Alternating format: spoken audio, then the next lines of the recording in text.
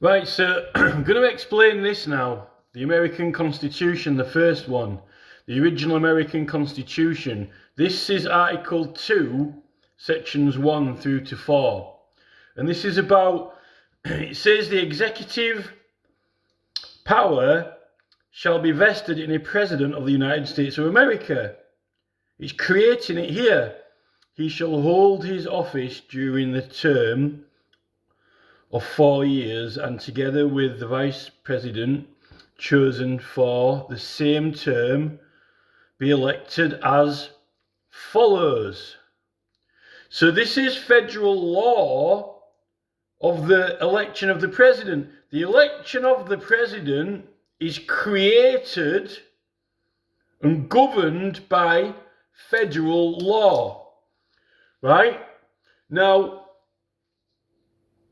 for the election of the senators and the House representatives for the different states, there are some rules in here as well, how that's going to be done. Now, it says that the election shall be done in each state as by law because it needs to be different. But what it doesn't mean is that they can just go and make their own process up, because this is the process. This is the process, right? And all the checking and verification and qualification for this is here as sets out. Now, either it's correct and valid when you do it and submit it, or it isn't. Either the process wasn't followed properly, or it was. Having different laws for validity or any process, there is no process, this is it. Now, in any subsequent amendments to this in the Bill of Rights and other law, where they've created or invented any, I think they've lost sight of what the separate state legislation is meant to be. And that's not surprising, because I found so much now in English law which has been, mistakes have been made, like repeal of Magna Carta clauses in the Criminal Law Act 1967, when they're still using them in Parliament. All of the ancient rights and privileges, they're not opening Parliament with them, right? That's just one example. Tony Blair creating the sentencing guidelines, more lenient sentences for people who confess or give information or evidence, doing favours of lowered sentences when you can't, under the judge's oath, which is based from the Claim of Right Act 1689, you can't do favours for in exchange for justice. You can't do deals. You can't make a deal, do favours for in exchange for justice. Not allowed. See, it's a legal principle.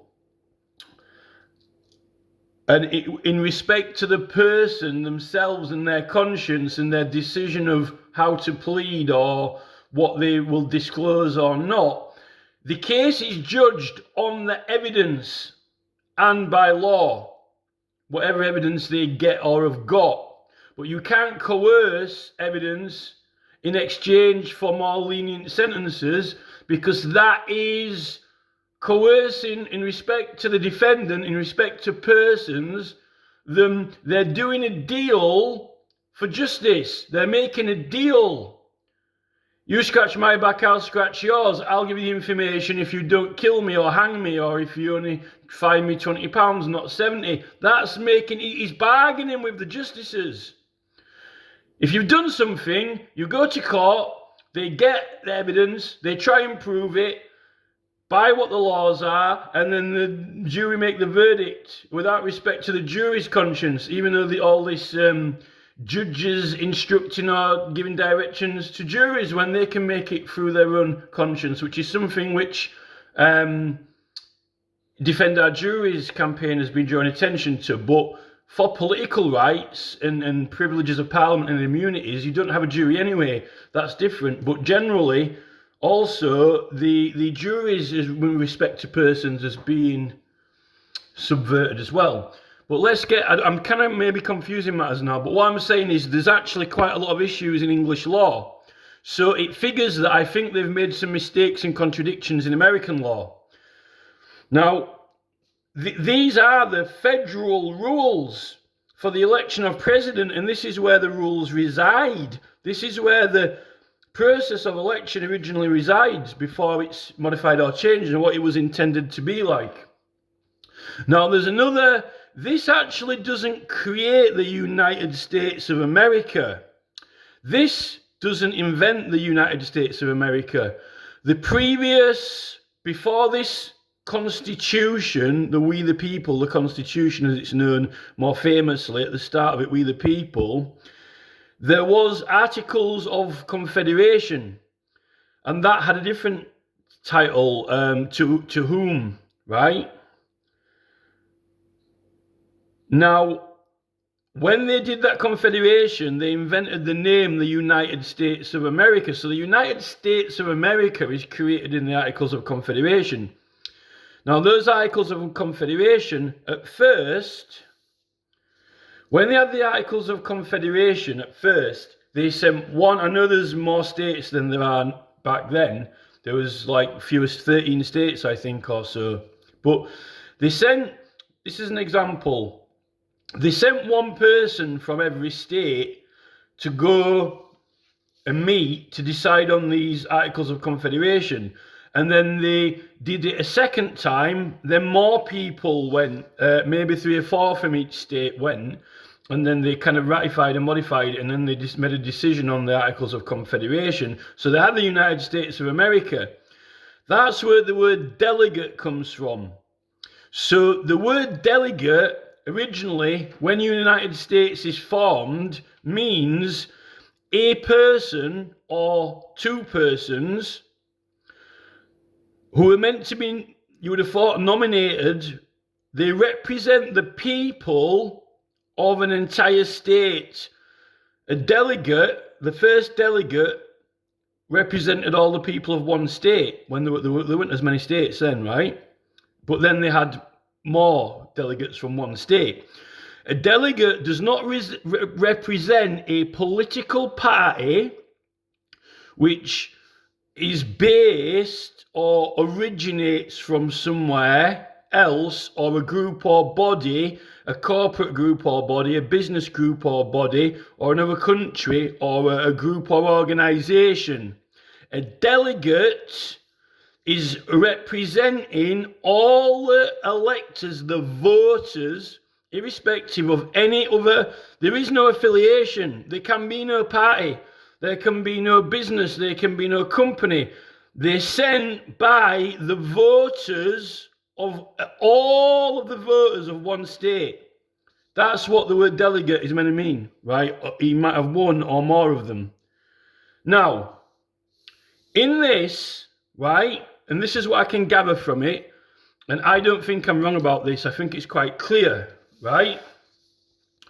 What they decided to do, right, is that everyone in each state, right, this is like a simplified version. It's basically a petition, right? And you write down who you want to be the president, but you can nominate 2 persons, right? You write down the names of 2 people, okay? Now, who you write down is entirely up to you, but there's likely people making themselves known to the public. They're waving a flag, they're putting their hands up, they're sending letters to people, they're appearing in public, they're doing public speeches, they might be on the radio, in the newspaper. They're self-promoting, and they're saying, hey, I won't mind being the president, why don't you write my name down, right? Why don't you vote for me? You know, they're trying to persuade the public to vote for them. That's running. When you're running for election, you're doing a run, you're promoting yourself for an election, right? But the voters, I'm going to use the same, when I say voters, we're going to have voters and electors. Electors, voters, or the public, that's the same. The public, the voters, the electors is the same term I'm using now, right? Now, all of the people in one state here, right, each person is completely free to write down 2 names, right? But when they write 2 names down, one of them must be from that state, right? So they're going to get at least half of all the nominations are going to be from within that state there that go towards being counted, right? And for their second nomination, right, they can choose someone from anywhere, right? Now this is going to mix it up. That means that everyone in Texas won't be voting for people in Texas. Everyone in Florida won't be voting for people in Florida, because then each state might just vote for their own state, right? To mix it up a bit and make it more a fairer, like, you know, shaking a raffle jar or something, or shaking something to mix it up a bit, to try and encourage them to know what's going on around the country and have an interest in the rest of the states. It's the United States. So to help it become more united and working together and collaborating and people traveling and getting to know each other around the country, your other vote for someone who's not from the state is going to help the United States unite. Because if someone from here, I don't even know what that is, North Dakota, right? Everyone in North Dakota probably wants someone to be president from their own state. It's patriotic. Oh, you know, I'm North Dakota born and bred. You know, we want our champion to be president, right?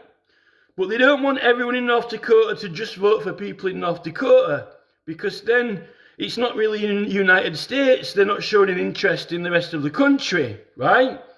So if people in North Dakota vote for someone from North Dakota for one of their votes they write down, then they might choose someone from Florida for their other vote, and some people might choose someone from Texas. So people from North Dakota might, for one of their votes, they have to vote for someone from their own area, but for the other vote, then they'll have a mixture of people they're interested in or know about from all over America.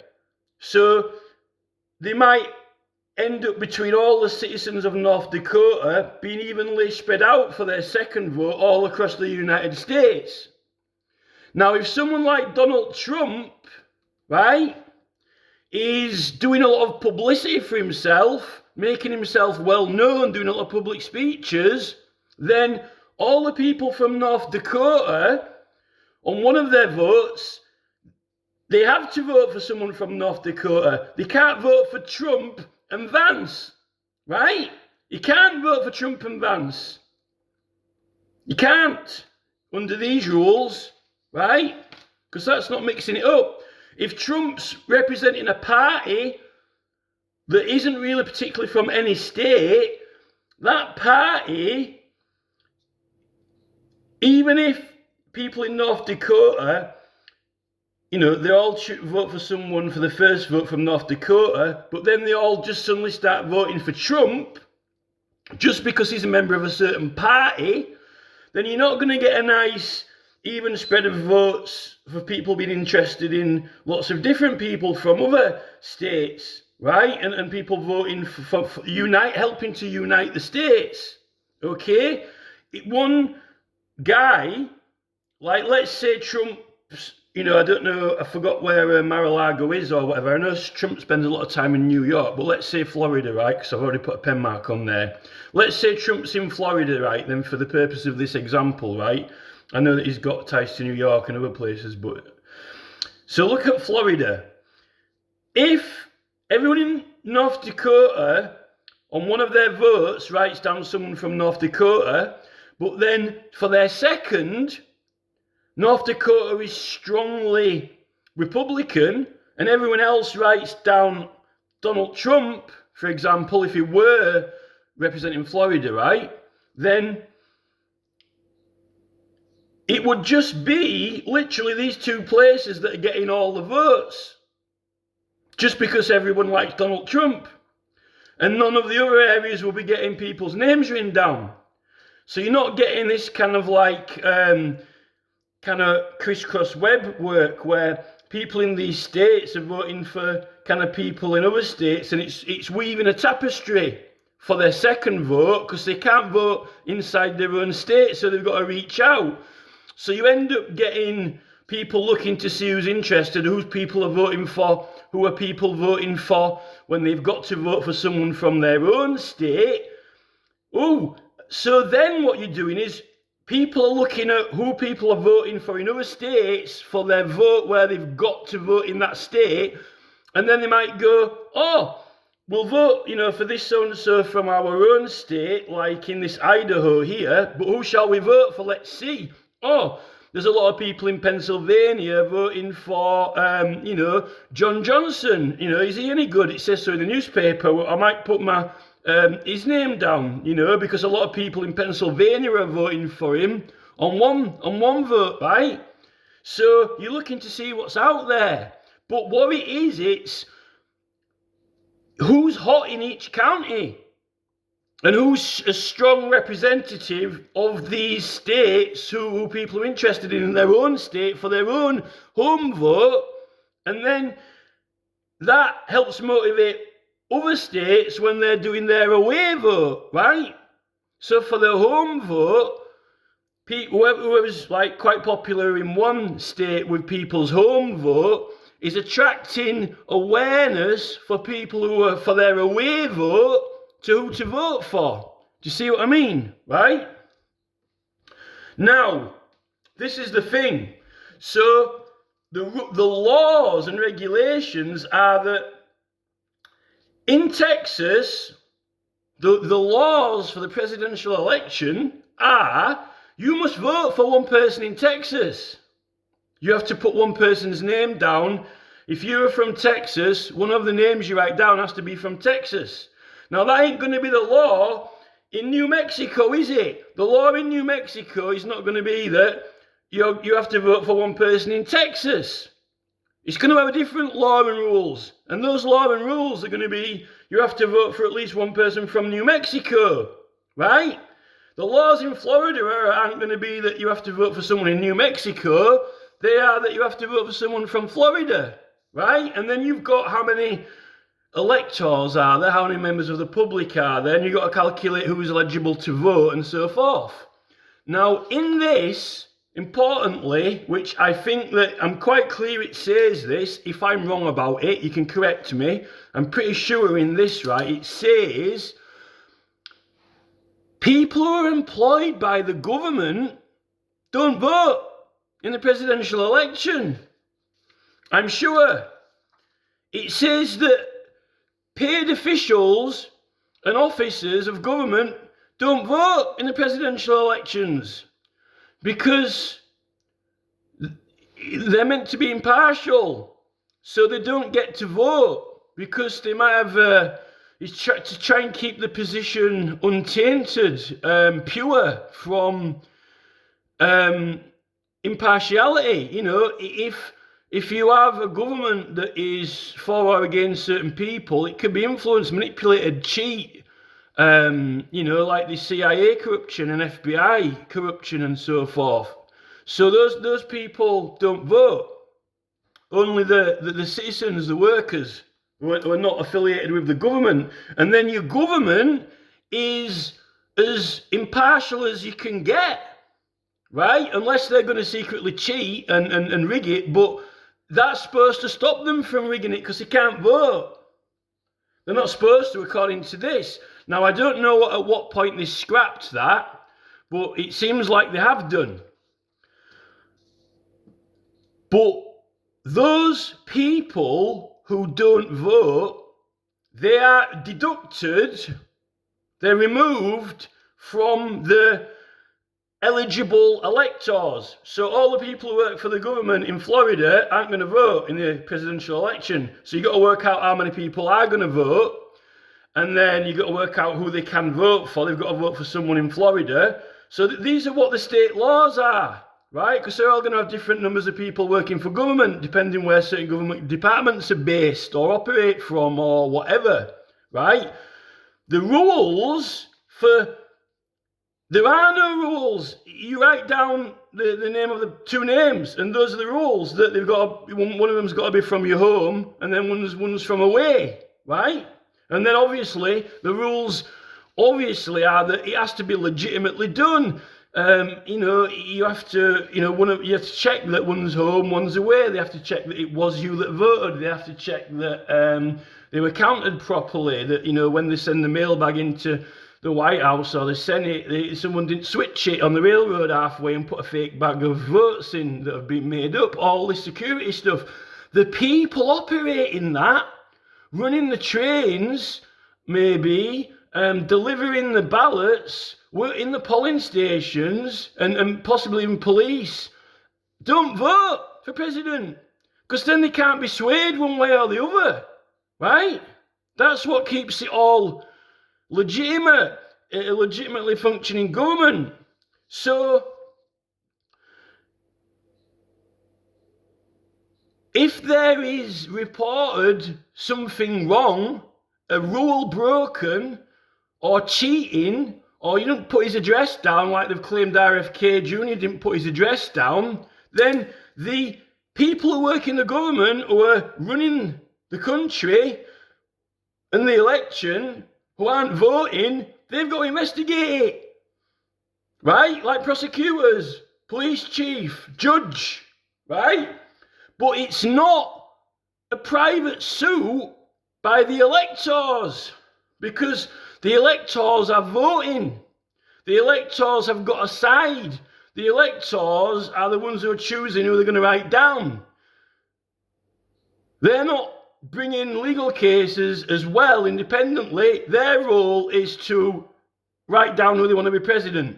And then it's the government who aren't voting, who check it all, send it in, and, work it all out. So that's basically... Now, if you hold that model in your mind and think about it, we've got this law called 501c3, which is illegal intervention in political campaigns from anyone who's opposed to them, not impartial. Organisations, business groups, people who've got money. The public are opposing it by not voting for the person that they don't want to be president, and for writing down and voting for the person they do want to be president. That's how they act. That's how they cast their judiciary power. If they report anything wrong, they're not bringing the legal proceedings because they're not impartial, because they're casting a vote. This is why in England the Lady Chief Justice doesn't vote in Parliament anymore, for example, right? So if someone reports that they think there's some fraud, but the government are meant to check that they're responsible for it all being in order, and so forth and so forth. And particularly not this Democratic Party or the Republican Party, because the Democratic Party and the Republican Party, right, is not representing any state. It doesn't stand for any state of America. It might stand for rich people or poor people. That's not representing a state.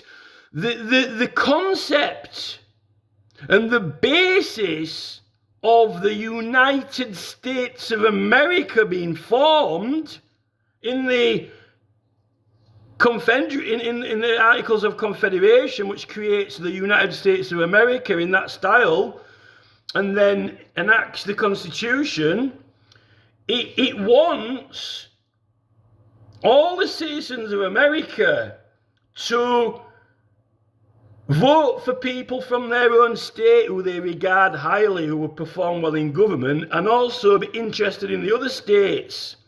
Have an interest in who's popular in other states, but not in a party that isn't any state. It's just a group of people who are really rich, who have got loads of money, or a load of businessmen like Donald Trump. He doesn't. He might be from a state, but the Democratic Party, it isn't a state. The Democratic Party isn't Hawaii. It's not a place. And the point in this, it's divided and legislated from where you're from. Where are you from and where do you live? Not by what party or group or organisation you like or support, but where you're from, physically, location, to get a good mix of people from different parts of America and get people interested in communication, telegrams, letters, reading newspapers, seeing what's going on around the country, who's popular in each country. Now, if Trump is getting a lot of attention, that is actually because he's Trump, not because he's the Republican Party, because the Republican Party isn't anywhere in America. It's not a place. A Republican Party is not a state.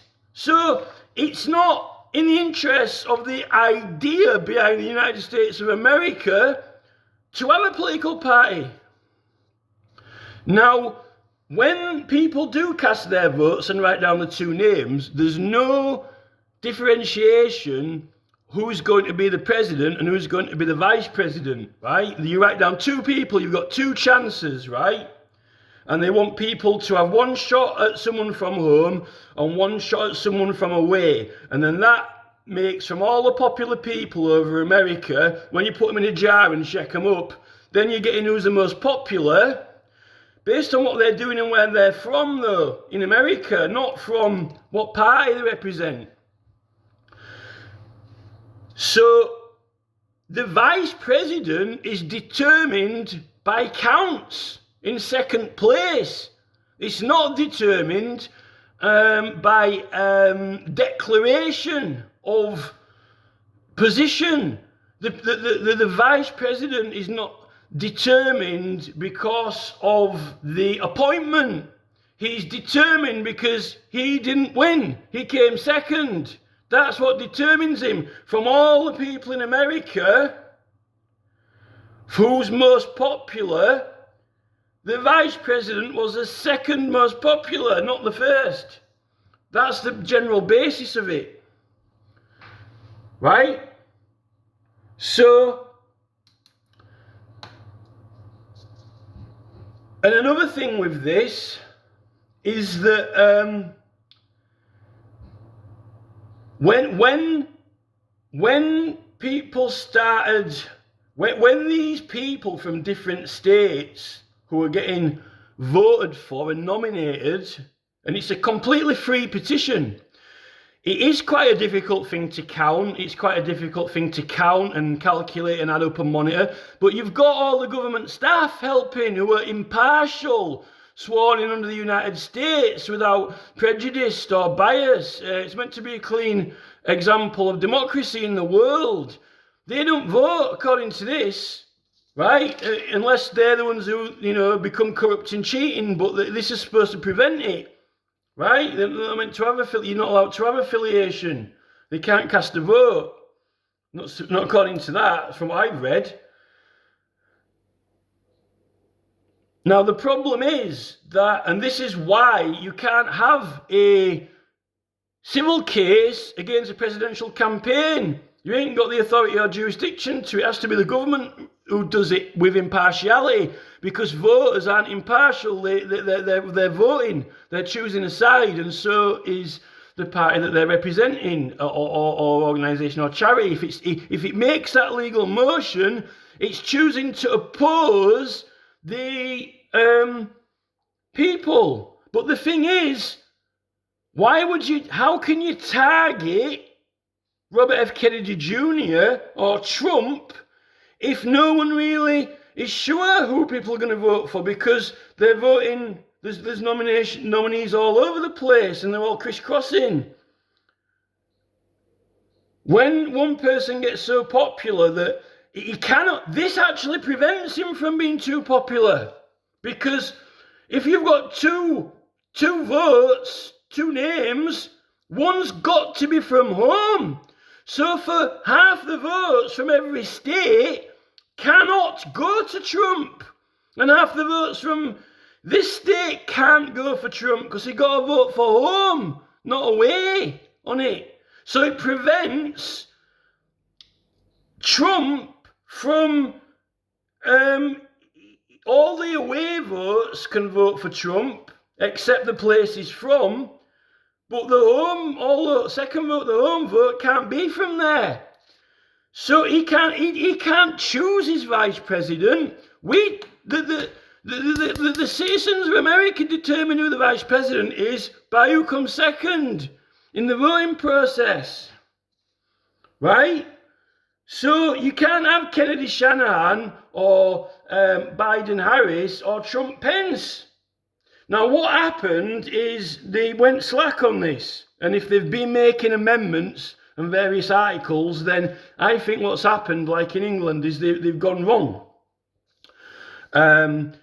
Because that 5013C is from 1950s onwards and it's still in force now. So they know what the principle and basis is because it's still in law. They've just got severe memory problems. Now, what happens when you get these people who start being popular and they get the same ideas and same motivations? They form a party. And then all these people in these other states who are, just popular and well known, they try and get them to join them. Like, BlackRock Vanguard, join the party, we've all got the same ideas. And then they're starting to get a lot of the votes on people's away vote. They can't steal the home vote. It's impossible for Trump, if he were in Florida, to steal half the votes under this. It can't be done, right? If I'm right about this. So you can't have Trump Pence. You can't have Georgia and Florida, Trump Pence, taking all the votes because they can only take people's away vote, not the home ones. That's what prevents them from taking over the freaking world, right? This is it. Now these parties are probably responsible for these rules getting perverted and changed over the course of history, I would have thought. Like Queen Elizabeth, who happened to be responsible for that one.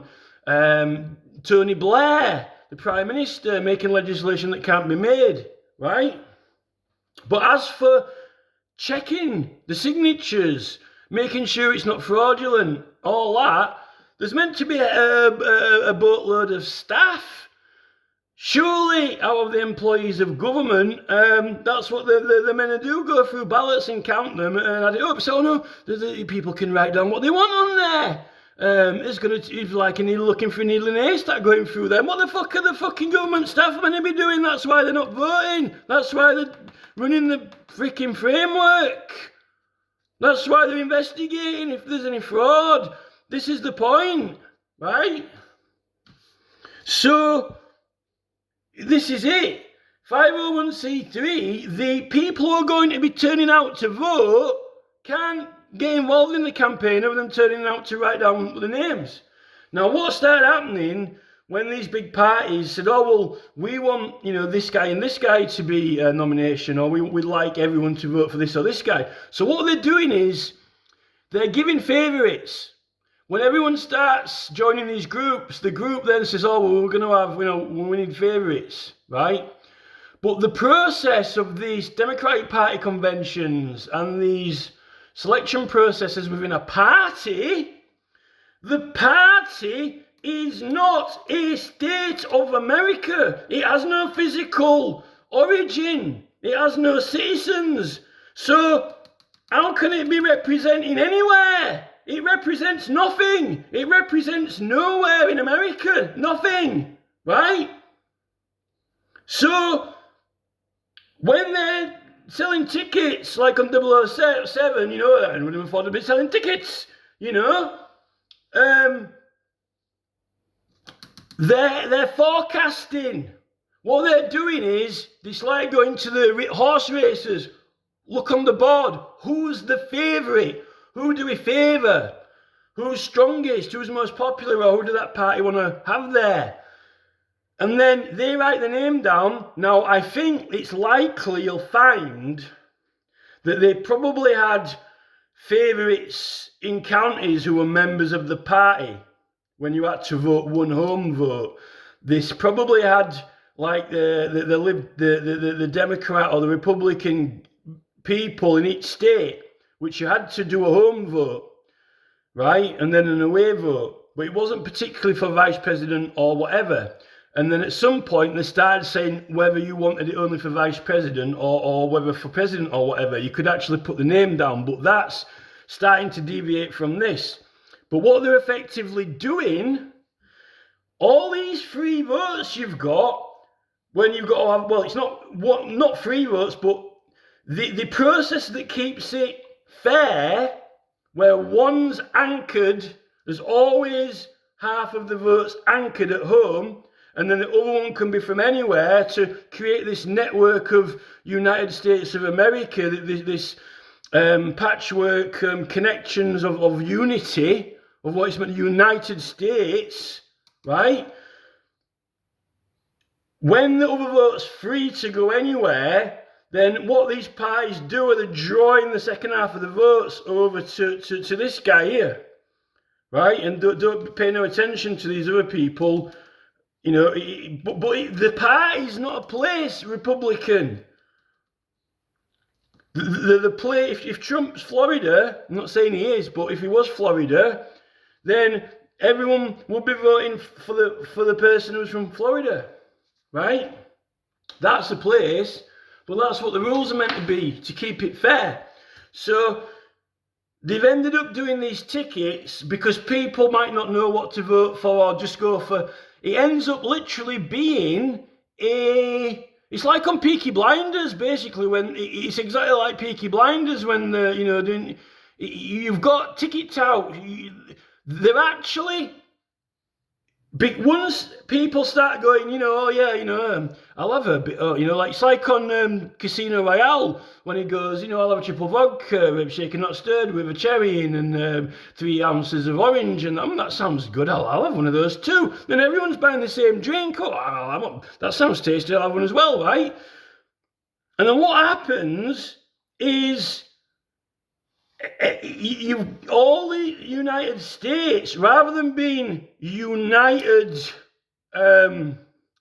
through nations being interested in all different counties and weaving a patchwork to strengthen it, of diversity and anchorage at home, and then when you finally remove the anchorage, so it's just Trump Pence, when neither of them are from Kansas. Neither Trump nor Pence is from Kansas. So no fucker in Kansas is voting for Kansas. Fuck Kansas. Trump, fuck Kansas, will vote Trump. They're not even voting for the fucking South. They're not even voting for their own county. But yeah, they all turn up at the baseball game, at the Lakers game, going, go, go Chiefs, go Chiefs, go Chiefs. Right? And that's the irony. They've got everyone turning up at the stadium for the baseball team. He's fucking Trump's hit a home run. He's knocked out of the stadium. He's fucking in the Atlantic fucking Ocean. The cunt. No one's voting for home. They're all voting for away on both votes. And it ends up being, instead of being united around the model of the states, you're uniting through a Democrat Party, which isn't even a fucking state. It's not a state, right? And one of your nominees is meant to be from home to anchor, and the other one is away interests. So what they've done, these parties, is change the focus from home and away just to them. the sideshow, the stage show, or whatever. And then you get these goon, nupty Democrats who are obsessed with themselves on TV. They're so self-obsessed, selfish, me on TV, right? They're not even voting for their own state. Fuck Texas! You know, these fucking Democrat goons at the convention. Yeah, go Chiefs, go Chiefs. I'm going to vote there. Fuck Texas. Fuck Texas. Fuck Texas, Trump. Fuck it. Fuck Texas. Right? Fuck it. That's what's happened. Now, that 501c3 clearly says that no person with a political motivation, which is anyone who's going to be turning up to vote, can intervene in the campaign in any way. Because the persons working in public office, right, aren't meant to vote. They're impartial. They don't have a side. They haven't chosen a side. They've chosen to be referees, right? But instead of the refereeing, like in this RFK campaign, we've got the Democrat Party in this Clear Channel and a load of voters who are all, they're on a side, intervening when that's the job of the establishment, who are impartial. Because because they are a political party or a group or organisation or so forth, and they're going to be voting, they're not allowed to intervene, because that's the job of people who aren't persuaded or swayed, supposedly meant to be legitimate civil servants of the people of America, right? That is why you're not allowed to intervene and sue RFK Jr. independently, and why 503c is supposed to protect from illegal intervention. And there isn't meant to be any getting on a ballot.